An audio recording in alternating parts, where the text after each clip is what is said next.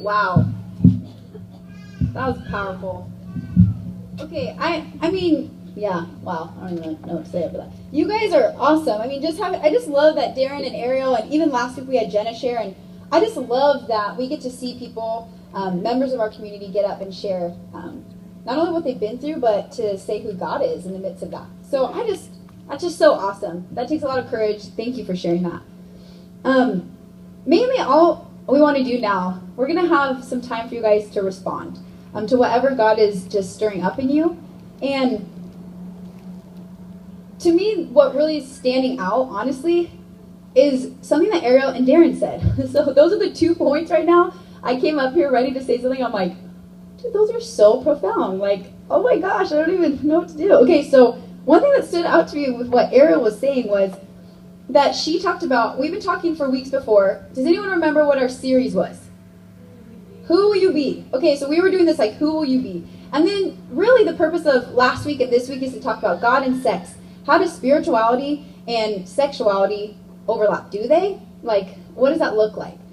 And something that was standing out to me when Ariel was sharing was that she said, I have her quote, that she's no longer defined by the things that she has done sexually, or who she dated, or what she had done in the past, anything like that. That she is now defined, and she defines herself in Christ, and claims that she lives now in his freedom because of his forgiveness. Darren also said something similar. I wrote it down too. I was scrolling up here. I'm like, this is awesome. But he was saying that sexuality isn't all of us. That's not all that defines us. That's not all of who we are. In fact, he said what defines him is being God's beloved son. Now that might freak some people out here tonight.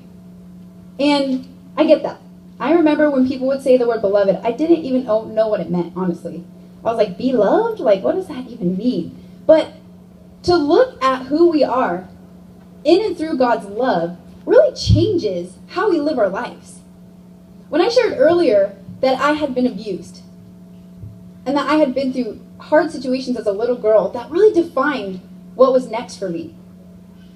Being defined by what was done to me and then not really having worth for myself and thinking I could go out there and do whatever I wanted because it's my stuff. I'll do what I want with myself. And I thought I was like getting empowered, right? I was like, I don't care what anyone says. But it was literally, well, I'll give you guys a moment. Because what I was really trying to fill in some of these interactions, one, I was defined by what had happened to me, and I thought, well, that's all I'm worth, and that's who I am. Two, there were these deeper thirsts and longings that I didn't understand. Like, I wanted to be loved. But I didn't really know what that meant. Because my interactions, after being abused, I was seeking out abusive relationships. That's all I knew. So I was like, well, I don't really